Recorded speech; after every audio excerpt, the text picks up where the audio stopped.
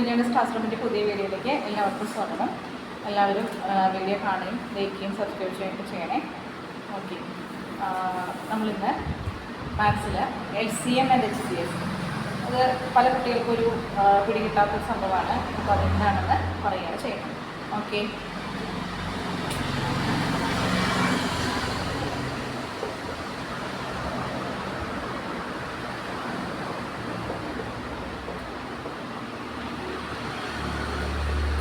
LCM എന്ന് പറഞ്ഞാൽ എന്താ? Lowest common multiple. അതാണ് അതിൻ്റെ full form. Lowest common multiple അതിൽ തന്നെയുണ്ട്. അതിൻ്റെ മലയാളമാണ് ലഘുത്തമ സാധാരണ ഗുണിതങ്ങൾ, അതിൻ്റെ ലസാഗു.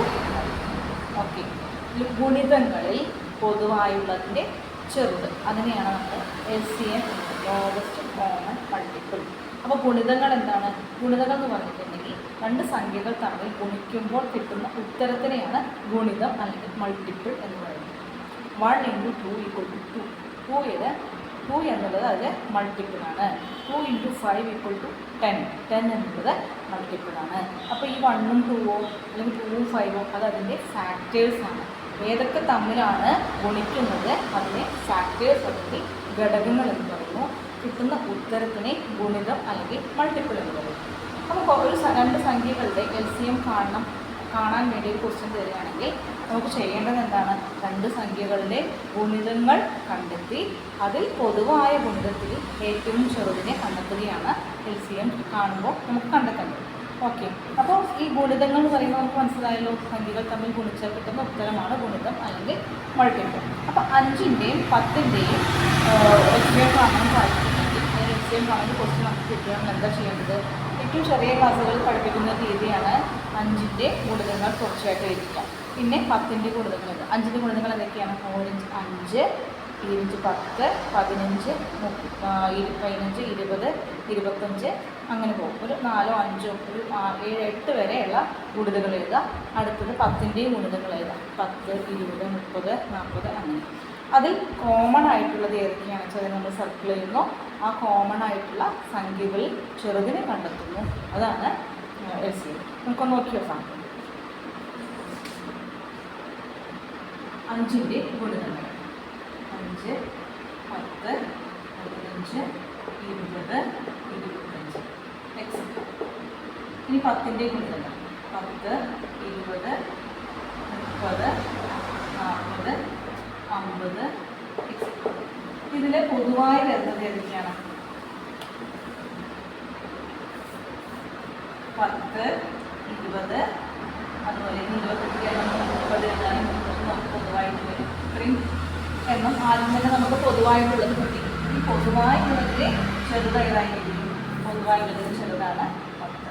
അപ്പോൾ 5 10 എന്നിവയുടെ LCM എന്താണ്? 10 എന്നായിരിക്കും. ഇനി നമുക്കിത് വേറൊരു മെത്തേഡ് ഉണ്ട് കണ്ടുപിടിക്കാനായിട്ട്. നമ്മൾ 5 10 എന്നിങ്ങനെ ഫാക്ടറൈസ് ചെയ്യാൻ വേണ്ടിയിട്ട് ഇങ്ങനെ വരച്ചു വയ്ക്കും. 5ൻ്റെയും 10ൻ്റെയും പൊതു ഘടകമാണ് 5. അപ്പോൾ 5 കൊണ്ട് നമുക്കിതിനെ ഫാക്ടറൈസ് ചെയ്യാം. 5 5 ഒരു തവണ, 10 2 തവണ. ഓക്കെ, അപ്പോൾ 5 5 5 2 10 എന്നൊക്കെ എക്സ്. ഓക്കെ, ഇങ്ങനെ രണ്ട് മെത്തേഡിലാണ് നമ്മൾ ചെറിയ ക്ലാസ്സിൽ കുട്ടികളെ പഠിപ്പിക്കാറുള്ളത്. ഒരു സിമ്പിളായിട്ടുള്ള കാര്യം തന്നെയാണ്, പക്ഷേ പലർക്കും അത് അറിയില്ലായിരുന്നു. ഇത് വേറെ ഒന്നാണ് HCF. HCF എന്ന് പറഞ്ഞാൽ എന്താ? Highest common factor. Highest common factor ഉള്ള ഫാക്ടേഴ്സിലെ പൊതുവായുള്ളതിൻ്റെ വലുത്, അതിനെയാണ് നമ്മളെന്ത് പറയുന്നത്? ഹയ്യസ്റ്റ് കോമൺ ഫാക്ടർ, ഉത്തമ സാധാരണ ഘടകം എന്ന് പറയുന്നത്.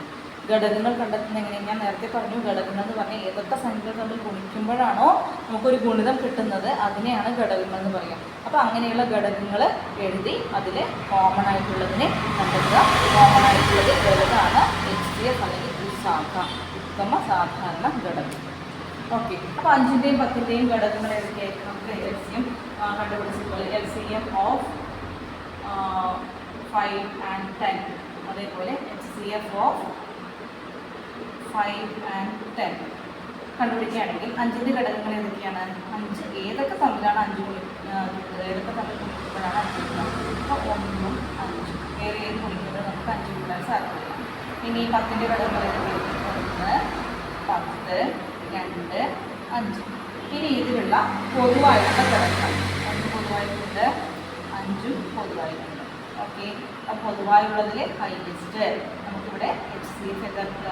HCF = 5 ഇതിലെ ശാഖ 5. ഇങ്ങനെയാണ് നമ്മൾ HCF കണക്കാക്കുക. ഇത് സിമ്പിൾ മെത്തേഡാണ്. ഇനി നമുക്ക് ഫാക്ടറൈസ് ചെയ്തിട്ട് ഇതുപോലെ കണ്ടുപിടിക്കാൻ പറ്റും. അപ്പോൾ ഇത് ക്ലിയർ ആയിട്ട് നമ്മൾ വിചാരിക്കുന്നു. ഓക്കെ.